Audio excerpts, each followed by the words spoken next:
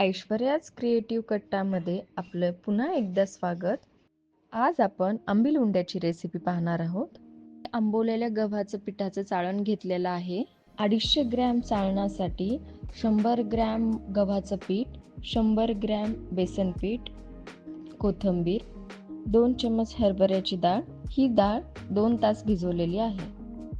अद्रक लसण पेस्ट, चवीप्रमाणे मीठ, दही घेतलं 1 बाउल, 2 चमच लाल तिखट, अर्धा चमच हळद, 1 चमच जिरे पावडर आणि हे 3 मोठे कांदे बारीक कट केलेले. मोठ्या बाउलमध्ये चाळण घेऊया, त्यात दही टाकूया. हे जर चाळण नसेल तर तुम्ही रोजच्या वापरण्यातलं गव्हाच्या पिठाचं चाळण घेऊ शकता. त्यात गव्हाचं पीठ, डाळीचं पीठ टाकून घेऊया. हे एकजीव करून घेऊया.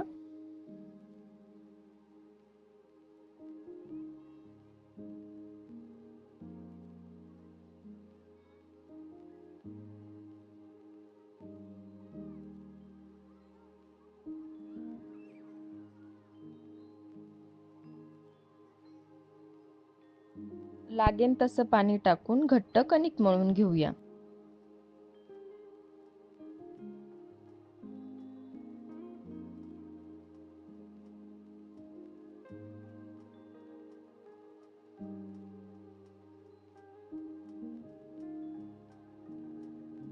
यात आता डाळ, कांदा, सगळे मसाले, कोथिंबीर टाकून मिक्स करून ठेवूया.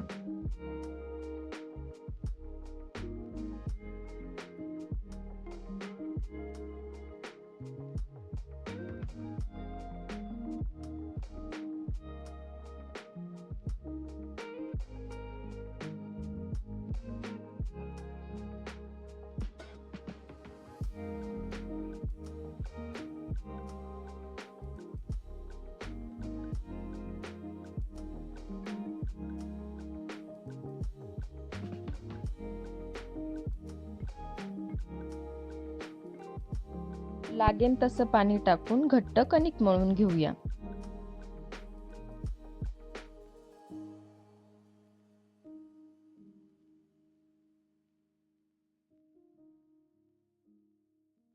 हे अर्धा तास आता झाकून ठेवूया. त्याने कणिकही छान भिजेल आणि दह्याचाही आंबटसरपणा त्यात उतरेल. अर्धा तास झालेला आहे. आता याला परत एकदा मिक्स करून घेऊया.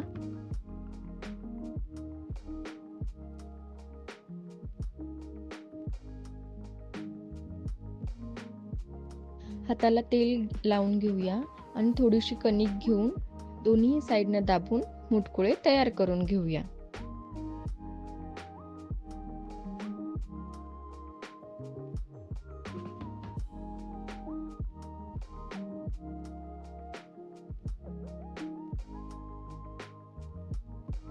अशाच प्रकारे सर्व मुटकुळे तयार करूया.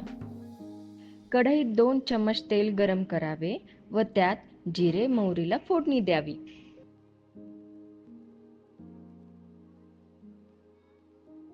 फोडणी तडकल्यास त्यात 3 ग्लास पाणी टाकावे. अर्धा चमच मीठ टाकावे.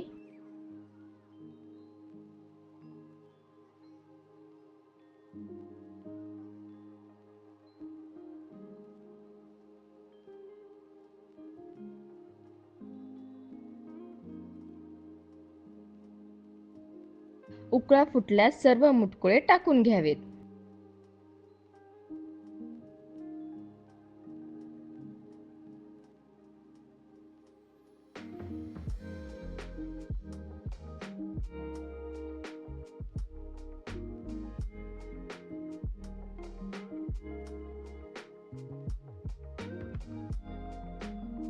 ताटाने मुटकुळे झाकून घेऊया.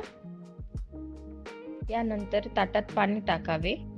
जेणेकरून मुटकुळे शिजले नाही तर हे ताटातलं पाणी मुटकुळ्यात टाकून घेऊया.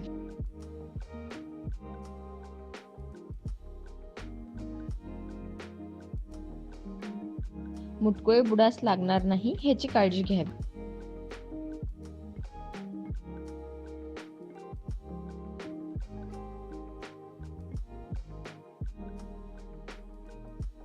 मुटकुळ्यातलं सगळं पाणी आटलेलं आहे आणि आपले मुटकुळेही शिजलेले आहेत.